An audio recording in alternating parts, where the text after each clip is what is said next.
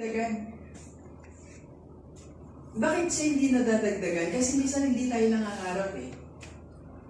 Hindi rin ako nangarap for 7 years sa public, 15 years sa private. Tinanggap ko lang din na, ito siguro yung kapalaran ko. Kasi ganun tayo eh. Kasi naano tayo ni Melda Pabin eh, na ito ang palad ko.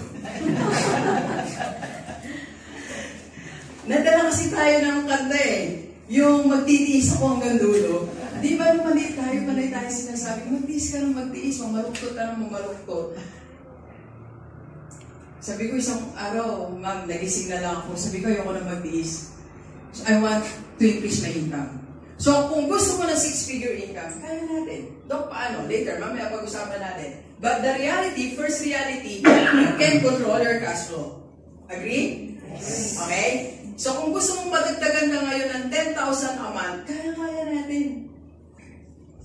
Magsimula po nung nag-decision ako, nung nangarap ako, ito